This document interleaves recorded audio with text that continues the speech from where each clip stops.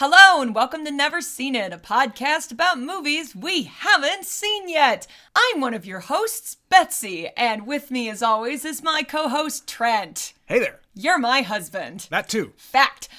Today, we are going back to 2013 and watching a movie that neither of us have seen. We are watching Prisoners. Yes, this is a movie often suggested to us by our friends and family.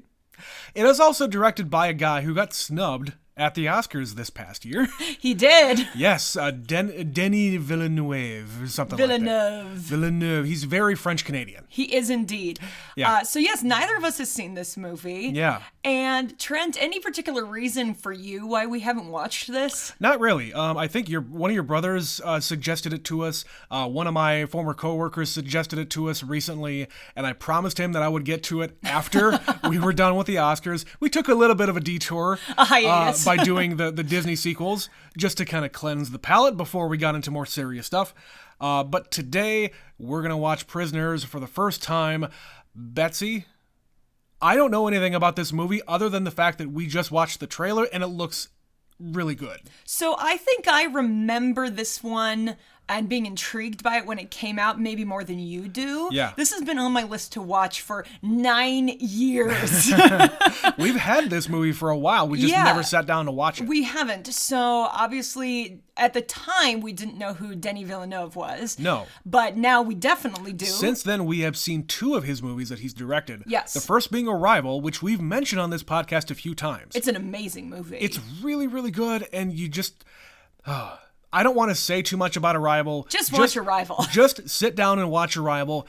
You're going to want to watch it again right after you see it. It's true. That was one of those movies I wanted to turn right back around into the theater and watch it again. Yes. Which is a rare feeling for me. Yes. And the other one is Dune, which got nominated for Best Picture this year, but he as a director was not. No. Which I believe, and a lot of other people would agree, that was surprising. It was a big snub. Yeah, so I think this is going to be well directed because, again, we liked both of those movies. I think they were well crafted. Yeah. The other movie he did was Sicario, which, again, I've heard is really good, but I haven't watched. Sure.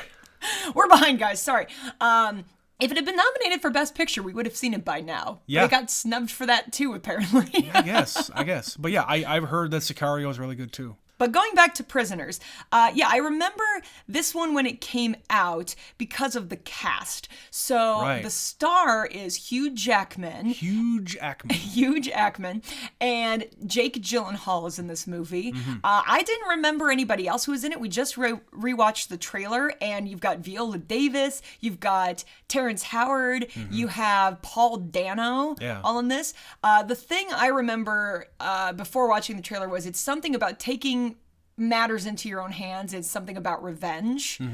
And I don't really know the exact specifics about it. Again, we just watched the trailer, so that gave us more details. I'll be honest, I don't think I've actually seen this trailer. This is one of those movies that I think was very well received, well reviewed. People really like this movie, but I think it just sort of came and went in the theater. I don't remember this making a big splash. It's just not that kind of a movie that had a huge impact, but the people who have sought it out and actually watched it really rave about it. Yeah, and we don't seek out thrillers. We're not that kind of movie watchers, but when it's a good one, we have no problem with it. Well, I don't know if I'd call this a thriller. This is certainly a drama. It's very much a drama, but I based on the trailer, this looks very much like a thriller because it's also kind of a mystery. You don't know what's going on here. You don't know what happened. The entire You're movie making looks assumptions. the entire movie looks like we're following these main characters in their search for, I guess, these kids. Yeah. Now, how they get there, who the actual thing is going to be kind of a not quite a whodunit, but it's very much a mystery thriller kind of a thing. Right, and the things that desperate people do. Right. So how that turns your entire humanity upside down. And stuff like that is very interesting. Yeah. People who are desperate and go to extreme measures to get what they want, regardless of whether or not what they get is what they want. Or the consequences of what they're doing. Correct. Yeah. Now, I liken that kind of a thing to a TV show that we mentioned before, The Shield. It's a TV show based around bad cops, let's say. Dirty cops. Dirty cops, thank you.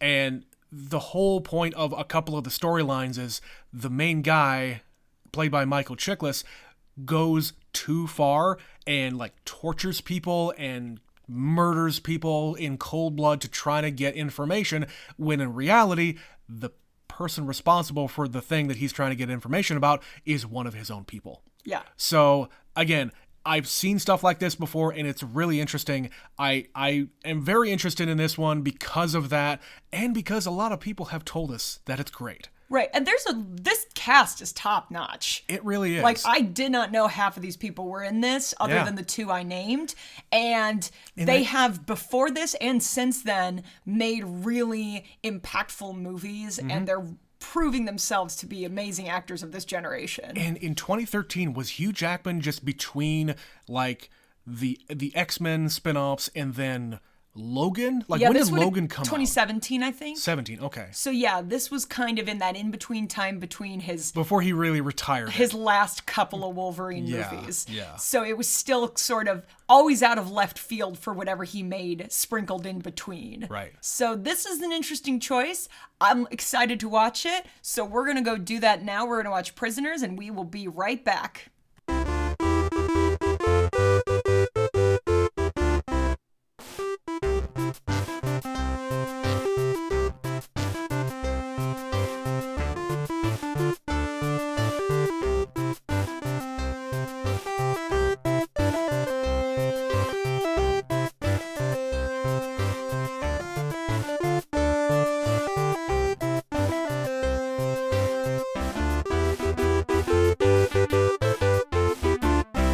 And we're back. All right, Trent, that was Prisoners. What did you think of that? That was a lot. Good a lot, bad a lot, or still digesting? Everything, all of the above. All of the above. I really liked that. It was very much a mystery through and through. Lot of tension. It was very compelling. Yeah. Like, it is, at times, borderline terrifying. Like, I was very, like, holding my breath. Yeah. And getting very nervous. And a lot of that I attribute to the music. Yes. And then there were other times where it was just an utter silence and absence of music. And I think they used the music and the absence of music effectively, because I could tell at least a couple of times where there was tense music, and then nothing. Yeah. And there is a moment, like the time I can actually pick out specifically is when he's outside of the liquor store and he says to Hugh Jackman, get in the car, and he slams the door and the music stops. Yeah. Right as the door is slamming. This is the very definition of effective filmmaking. You mentioned before we started, I don't think we were recording, but this got nominated for cinematography for the Academy Awards, and I get it. Like, shit, this looks good. This looks really, really good. They use a lot of natural light. Yeah. They use a lot of contained light, if you want to describe it as that. Yep. There's a lot of looking through glass. Like a lot, because this is like winter, it's November, December in very wet Pennsylvania. Yeah. And all of this condensation on the windows and rainwater and the light with the rain and the clouds, and it's very gray. Everything is very gray, but there are very few moments of actual warmth. Yeah. Like the thing I was pointing out while we were watching, there was a candlelight vigil outside one of their houses, and you could see everybody's faces just lit up with this very, very warm light from the candles. Everything is like a yellow kind of a light. And that was kind of stark in comparison to everything else that was very, very cold. Yeah. And there's also, very dark. There's so much that goes on at night or in the dark parts of people's houses. Yes. And it's very effective. And flashlights. And when we'll get into this, but Paul Dano's character inside his cage, his wooden box cage in the shower, the only light coming through is through that little hole right onto his face. Oh, yeah. That was effective too.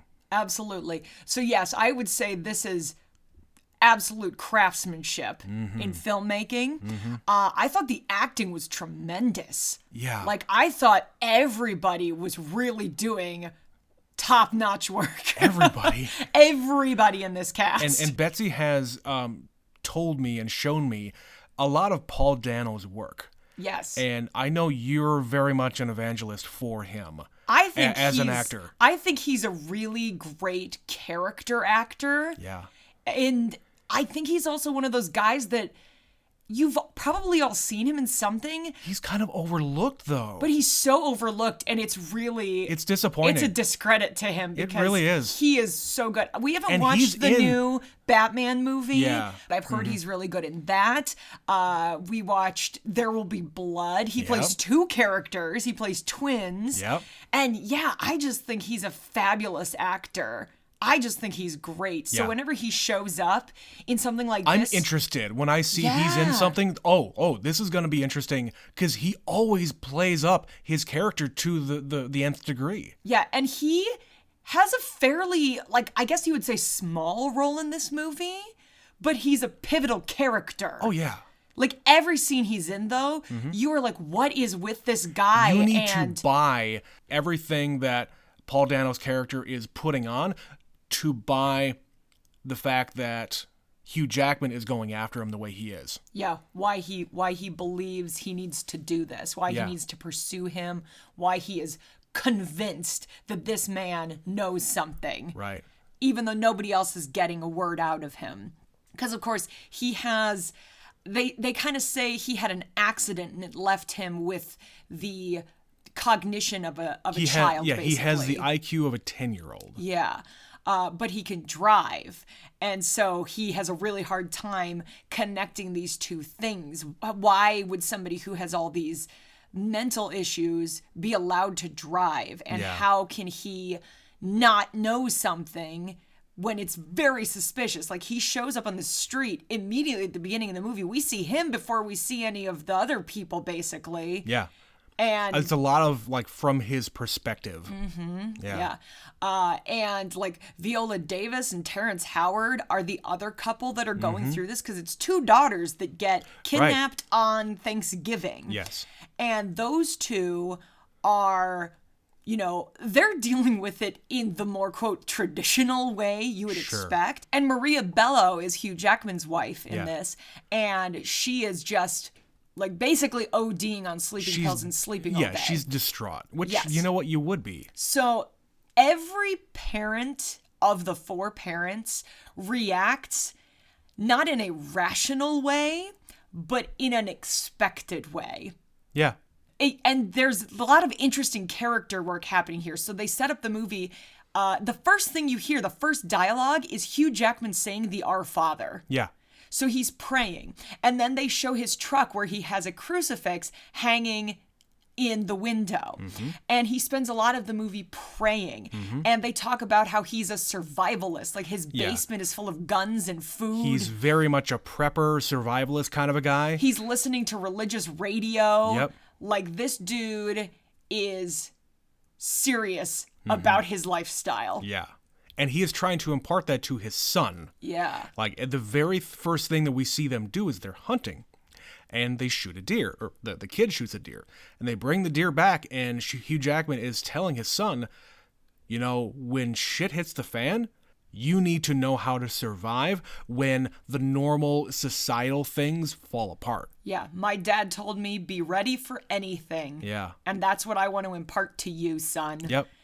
And there's a lot of darkness in his life. They have an article because his dad left him a building, an old apartment building. Yeah. And there's an article they show that he committed suicide. Yeah, he was a security guard and he had committed suicide and didn't leave a note or anything. And they don't really go into it. No, we don't get the whole story. There is a lot of darkness in that backstory there. Yeah. So we already have this guy whose dad killed himself. He's very religious. He's very be prepared, end of the world, and very protective of his family. And there was a scene where his wife is telling him, I trusted you to protect us. You kept on saying that I will protect my family, and you didn't do it. I bought in. Yeah. I bought into you and what you were stating. Yeah. Yeah. And then, like, you've got Jake Gyllenhaal, who is the detective on the case. Who has never not solved a case that he was on. He's solved every case he's been assigned to. Yeah. But there's also a lot going on with his character because he's got like a lot of tattoos. Yeah. But like the first time we see him, he's in a Chinese restaurant on Thanksgiving. Right. Reading the Chinese horoscopes on the placemat. Yeah. And he has zodiac sign tattoos on his knuckles. And he's got this tattoo on his neck, and he's wearing a pinky ring of the Freemasons. Yeah, so there's a lot of religious stuff happening here. Yeah. When we get more into the story, there's a priest who has a dead body in his basement. And the dead body, he says, was somebody who came to confession and confessed to killing 16 children. Yeah. And that he was bragging about it and he was going to kill again. And that he was waging a war against God. Yeah. So we, out of context, get that little statement earlier in the movie. Right. And then we find out more later because he is the key to, like, all of the children that are missing now. Right. And his wife says exactly the same thing. Right.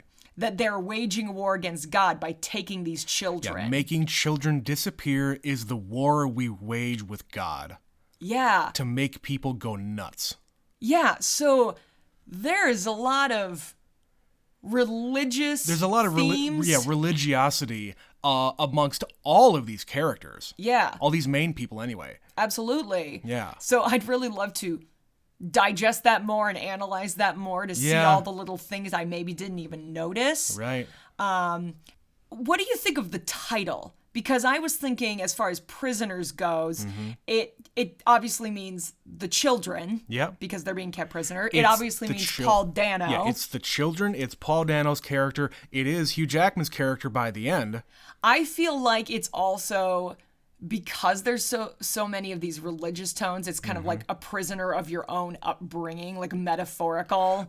True. And with like the two captives, with Paul Dano's character and their creepy guy, I don't think I give her Taylor, I think they call him. His last name is Taylor. Bob Taylor, I think, was his something. I just when I wrote my notes, I called him creepy guy. Creepy Batman guy. Well, he's in a lot of other stuff, but yes, he's in The Dark Knight. He is in The Dark Knight. Most people would know him from that. He was one of the disturbed guys from The Dark Knight. He's also in Dune, if you remember. Yes. So, of course, another guy, Denis Villeneuve, has worked with multiple times. Yes. But yes, all of these people, like, they have this thing about the maze. Like, I felt like we were watching Westworld with the maze thing. The maze. It's all about the maze. Right. But they are, like, trapped in, like, trying to figure out this maze thing. And, of course, they were captives of this couple over the years. Yeah, so Paul Dano's character, Alex, and the creepy guy. Right, Paul Dano was abducted when he was a kid, and the detective goes and visits his mother, which we don't know at the time. Oh, no. Okay, His actual mother. His actual mother. Where she's playing the tape of him playing outside every day after breakfast, I think she says. Yeah, she gets up every morning. Yeah. And she plays this video of him playing in the front yard because it's all she has of him. Right. And it was 26 years ago. Right. And, of course, that scene doesn't make any sense, except that he's just, a detective trying to figure out what's going on. I mean, this is just me, but when we were watching that tape, I thought, oh, that kind of looks like Paul Dano because he's got that kind of hair. I didn't think about that, but now that I'm like putting all the pieces together, this is definitely something I'm going to have to rewatch. Absolutely. Because once you got it all, you can piece it together a little clearer. So at the beginning of the movie, he is driving around in his RV. So Alex is driving in his RV. Mm-hmm. And he pulls up in front of a house that is empty and it's for sale. The woman that Jake Gyllenhaal goes to talk to is the owner of the house. Yeah. So, and it's been on the market. So I think what's probably happening here is in some weird way, Alex remembers that this is where he was born. This is where he used to live. And his development is so stunted, he doesn't know what he's doing. No, he knows he wants to be there, doesn't know why. Right. He doesn't even understand his own actions. Right. And in the same, I guess, area where the kids are taking a walk and the kids are like climbing up on the thing, like he gets, I guess I don't know, do you call him the abductor here? Yes. He definitely took the kids. Yeah. Because he says to Hugh Jackman's character, they didn't start crying until I dropped them off or something. Because he said in a very slight way while he was locked up, he said, I just kind of wanted to play with them.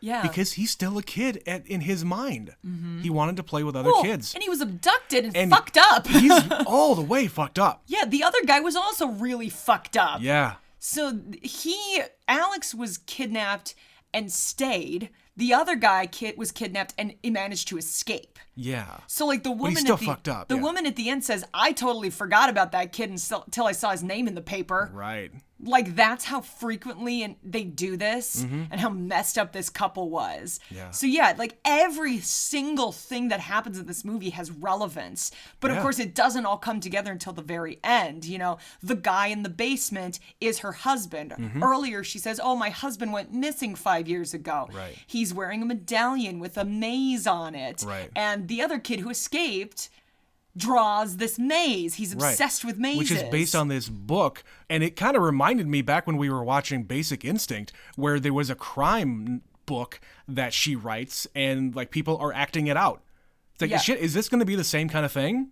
Yeah. It kind of is. It kind of is. But they didn't write it. Right. Yeah. And yeah, so there's just all these little things. And like at the beginning of the movie, Hugh Jackman's daughter says, can we go to the house because she's going to help me find my red whistle that I lost 133 days ago. Like the way a 6-year-old would remember something really specific like that. And that's when they disappear. But when they find her, she's going on about how she says, no, I found it. But they all think she's delusional because she's been locked up and tortured basically for weeks, for a week. We have no idea what happened. No, we don't know. When in reality, she did find it. And when she was thrown down in this hole in the ground, she dropped it again. So that's like the saving grace for Hugh Jackman's character because he ends up in the hole, a prisoner. Right. So back to your question about the name, the title of the movie. I think it's very apt to all of these people because they're all prisoners in some way because, you know, Hugh Jackman... He's protecting his family where to the point where it is almost unhealthy for all of them because I mean we don't see a lot of their the parts of their life. There's clearly some money issues because they say, oh yeah, we have this apartment that was left to us by my dad, but it would take a fortune to fix it back up again, and we see lots of it. It's a shithole. It is a rundown garbage building. They need to tear those buildings down. Pretty much. Yeah. It would be probably cheaper to just tear it down. Yeah. And yeah, like the thing I said, he's a survivalist. He's got all these guns and ammo and food, and he's prepared for the apocalypse, basically. Pretty much. And his dad killed himself, so of course he was basically abandoned by his father when that happened. Right. And so now he is overprotective. He's never going to do that to his family. Sure. There's kind of, not even a throwaway line, but when the detective follows him to the liquor store. He's not going to the liquor store, but he's parking next door to the apartment complex, and he just walks over there. But as a cover, he goes and buys booze, and he says, I haven't had a drink in 9.5 years. Yeah. And I'd be willing to bet if we went back and looked, that's how long his dad's been dead. Right. And I would suspect that is true. Yeah. Yeah.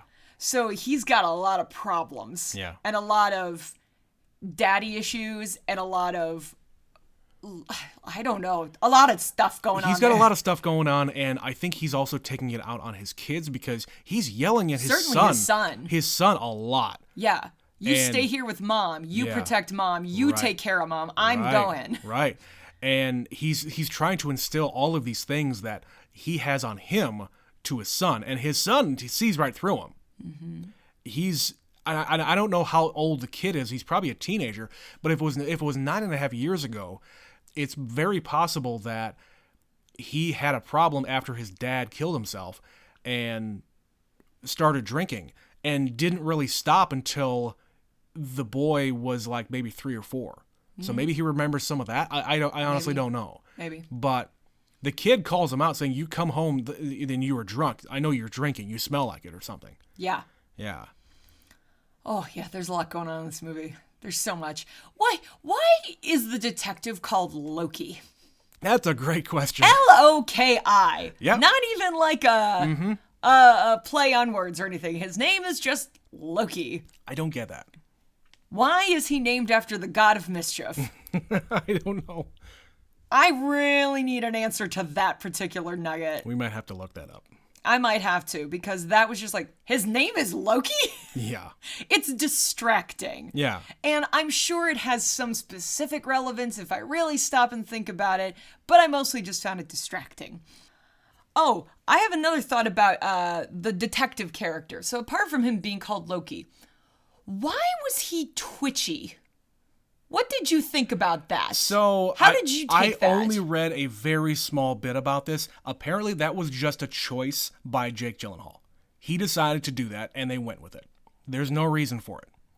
He has a reason. He has a reason. But we don't know what it is. We don't know. Okay. Yeah. Because, like, I was trying to figure out, okay, you've got this really fairly young detective, tattooed, certainly an unorthodox. He has no family. He has no kids. Right. Because he even says after he thinks that he fails, like the captain tells him, you're not going to win them all. Just if you want to put some good back into the world, go and start a family, have some kids of your own. Yeah. Yeah.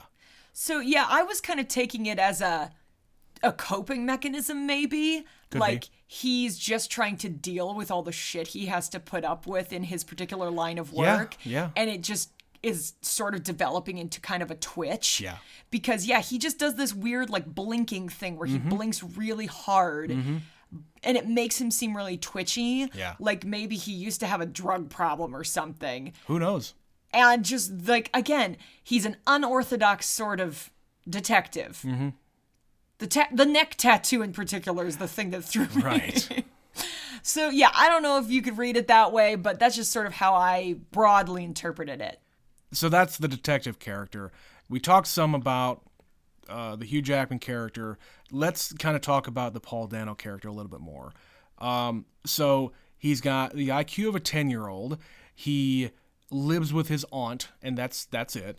He doesn't really do anything other than drive around this RV, which is a shithole, and he was driving by, and it was just a coincidence that he was driving by. It just happens to be the same street that he grew up in, where his biological mother lived in.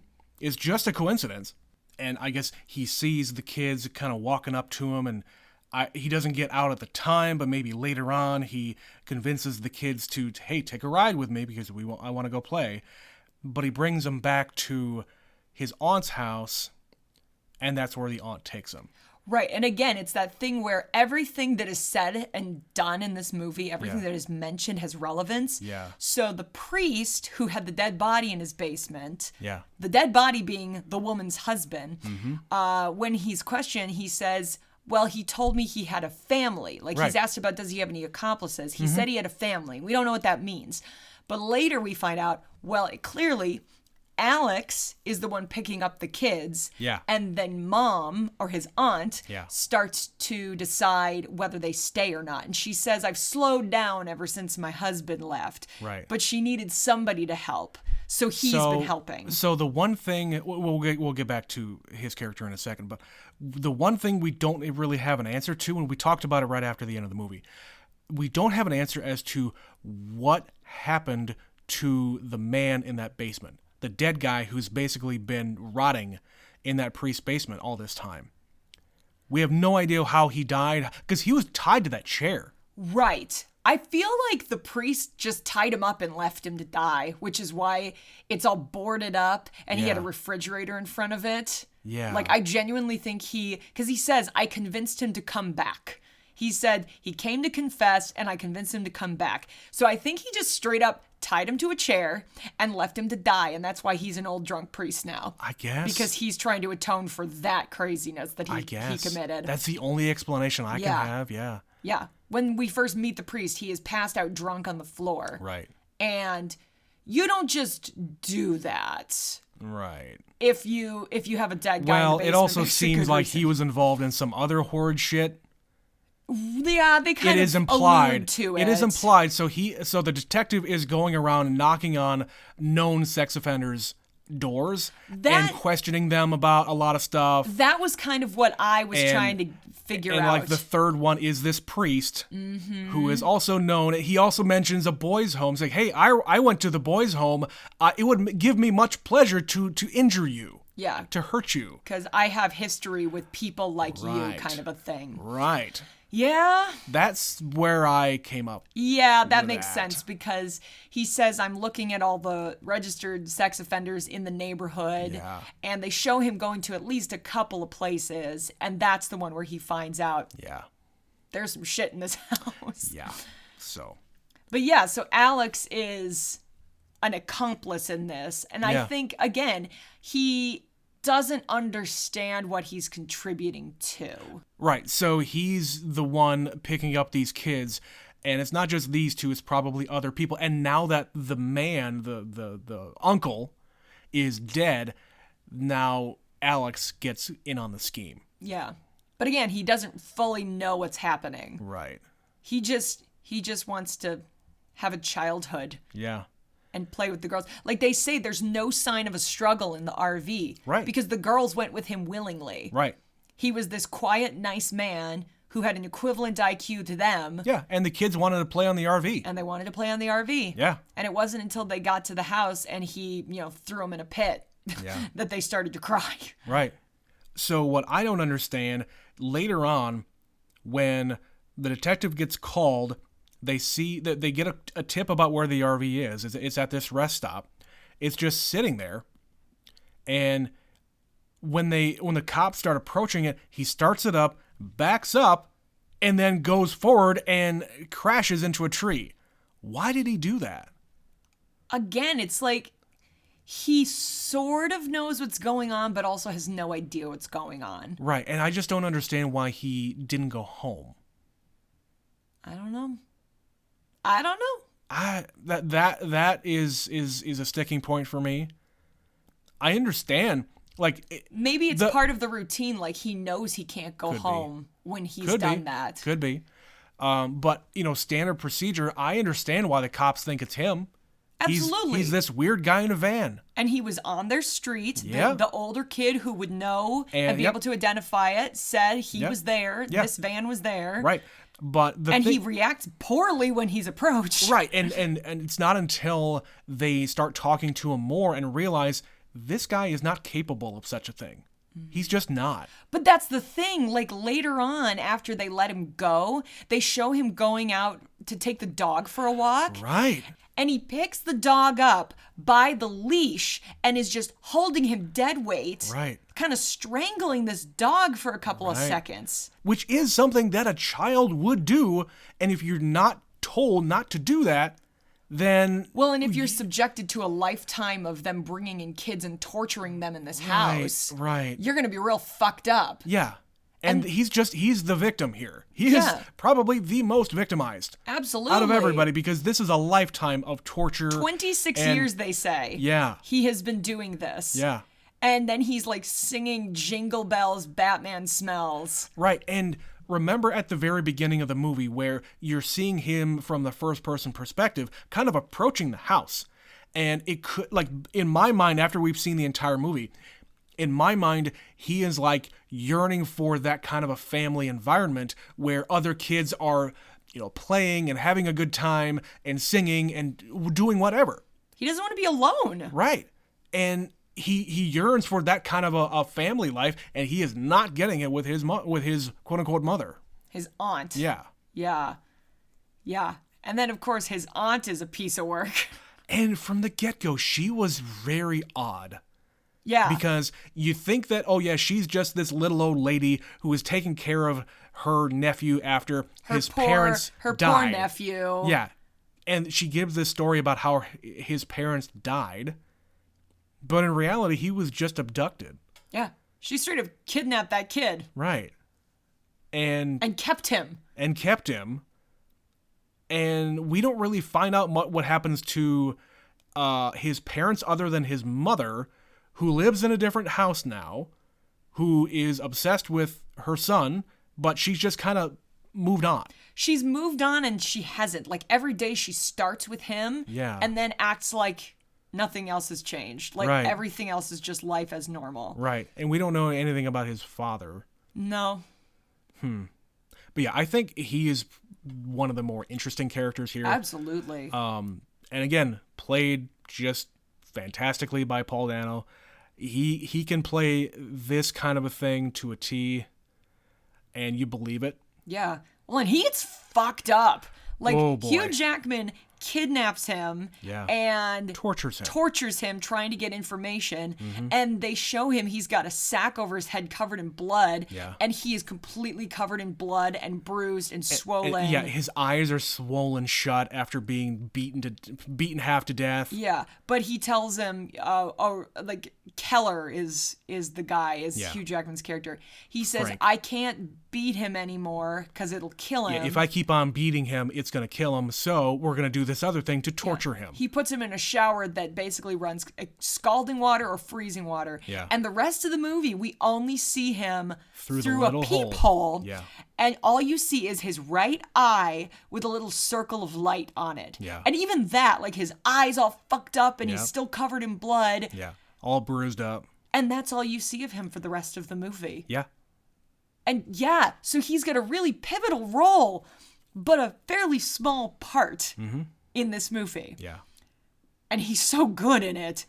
But it's just like he's just the right amount of creepy and disturbed. It lets the audience believe that he might have had something to do with it. That he might be a victim, but he might also be the perpetrator. Right. Absolutely. And the whole dynamic between the Hugh Jackman character, him just being 100% convinced that Paul Dano is this creepy guy who kidnapped the kids and has them locked up somewhere, and he is the one. He's not wrong, because that is the trope. That is the thing that you as a parent, you as a whatever. You need a channel. You need someone to be responsible. Or even you as a viewer.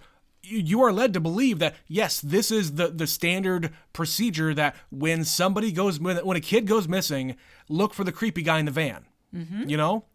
It kind of reminded me of, like, this whole movie reminded me of Gone Girl in that way, where you just think it's the husband, it's the boyfriend who killed the wife or killed the girlfriend or whatever else. You're convinced that is the thing. And it gives you that little inkling that you might be right, that it might actually be them. But by the end, it's nothing to do with that. Yeah. Yeah, it's this little old woman who uses the same phrase that her husband did when he confessed to the priest. Right. They're waging a war against God. Yeah. And she has, like, this whole thing about how they used to go around and spread the good word. Spread the good word, yeah. Yeah. But then whoever got sick and died, and then we stopped doing that. Yeah, what was that? Like she lost the faith. Like, somebody got cancer, I think. Their son. Yeah. That's right. So that's basically what triggered this is. Right. They used to be really religious, and they would go around and spread God's news. Then their son died, and they lost faith, and so they're punishing God. Yeah. Now it's all making sense. Again, everything has relevance, but there's so much of it that you have to kind of piece it all together. Layers, Betsy. So yeah, this is a very well-written movie. It's incredible to look at. Yeah. The acting is amazing. The music is just awesome. When they're goodness gracious, I just looked over and Trent took a ton of notes. I did. And I never really know how we're gonna cover a movie like this, because sometimes we need to go beat by beat by beat to really understand it and, like, put it through our mind again. And other times we can just look at each other and just talk about it. Right. And I'm just looking through my notes now, and, like, good God, I wrote a lot of notes, but I haven't been looking at the notes the entire time we've been sitting here. That's usually a sign the movie was really captivating. Yes. Because I don't need my notes. Right. It's just I really want to make sure I say this one specific thing or that one specific thing. Right. Yeah, so there is a lot here. I really liked this movie. I think this is definitely something I would rewatch. And every character, I understood their motivation. There was one thing I was trying to wrap my head around. So near the end of the movie, the two little girls survive. Yeah. And the only reason it works out is because one of the girls gets away. Right. So she escapes and she's in the hospital and she looks at Hugh Jackman and says, "You were there, you put tape over our mouths." Right. What did you take that to be about? I have no idea. So he was there when she was still in the house. Yes. Because in the order of sequence, he went to talk to the aunt to get more information. So she would have been in the room down the hall and heard him. Yeah. So my guess is it was just a hallucination because she's been doping them up. She gives them like a Kool-Aid cocktail that makes them more docile. Yeah. And that's the only thing that made sense to me about that. Like, you were there and you put tape over our mouths. Right. It's like she knew he was there because she knows his voice. Mm-hmm. And then the rest didn't really happen. Because we know he wasn't there. He was not involved in this. Right. That was the one thing I was like, I don't understand the relevance of that. Right. And we get like a scene where it's in the past. It's from her perspective. We can see the other girl, Anna, and tape is on the mouths, yes. But then we also see the other girl escape. She ran away, and Anna was left back. Yeah. So I don't really know what that was supposed to be about. Okay. I think your theory is about the most sound to that end. So I don't know. Yeah. It doesn't make sense in her head because she was drugged heavily. Yeah. And she's lucky to have gotten out of there. Mm-hmm. And the other girl barely makes it out alive because she's like being injected with poison. Or something. I mean, she's like foaming at the mouth and like all sorts of nasty shit happening to her. Right. And of course, Jake Gyllenhaal is driving with a gun wound and bleeding and can barely see and it's raining. Like that scene was probably the most intense for me. Yeah. Because I know how it is to drive at night in the rain, especially when it's slippery, because this is still December, and it's like a wintry mix. Yeah, and there was the time in front of the liquor store, you could see the rain starting to turn into snow, because like this is all just barely about to turn into snow, and when you can't see and when you're driving at night.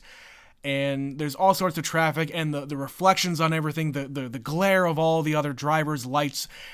It's fucking tough to drive. Yeah. And that was an intense scene. And he's panicking because there's a girl almost on the verge of death behind him. Yep. And yeah. It's a good movie, Trent. It's really good.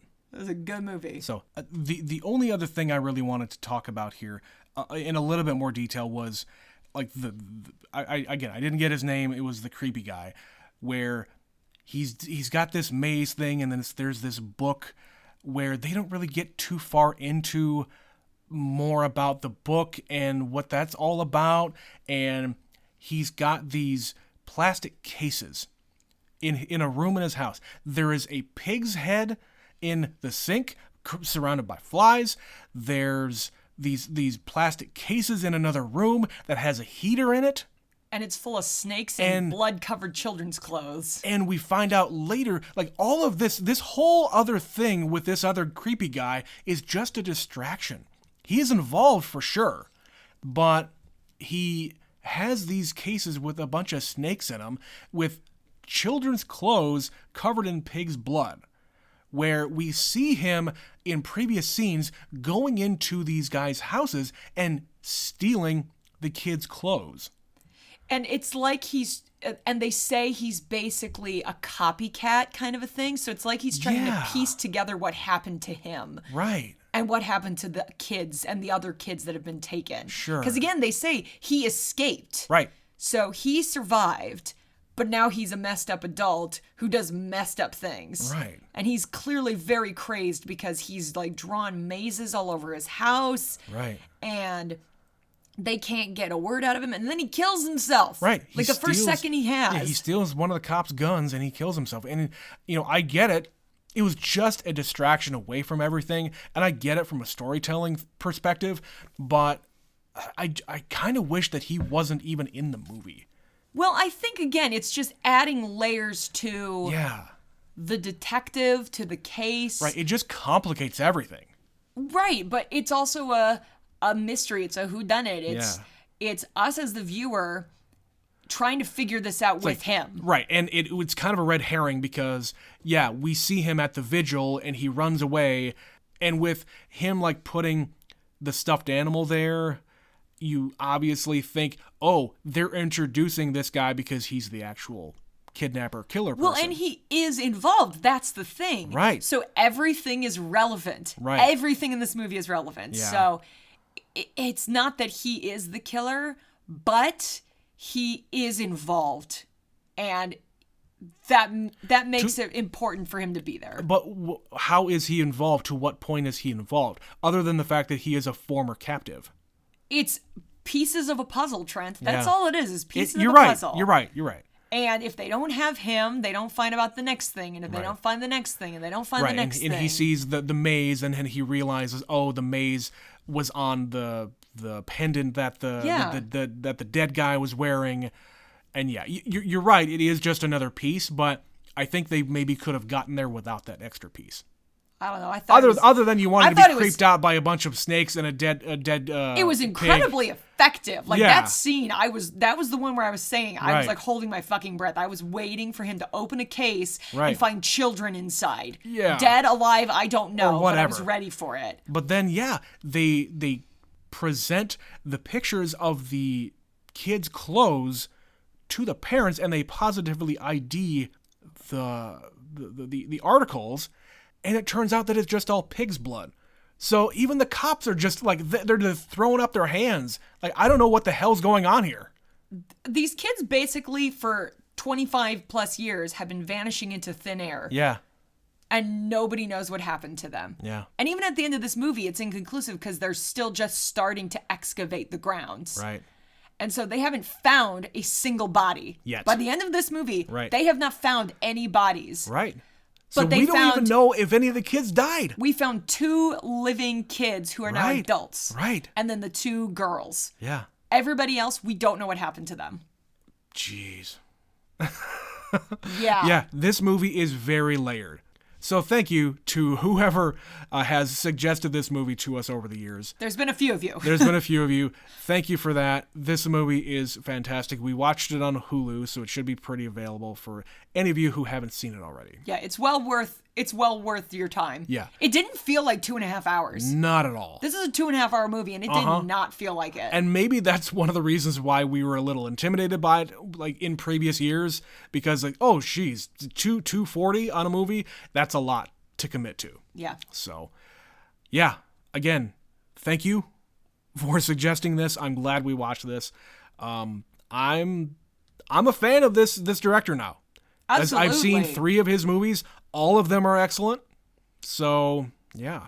You got us. You got us, Denis. We're in. Thanks, Denny. All right, so I guess that's where we're going to end this one. No emails today. I'm calling an audible. We're just not going to read any. It's going to be a little weird to talk about Disney movies after a movie like this.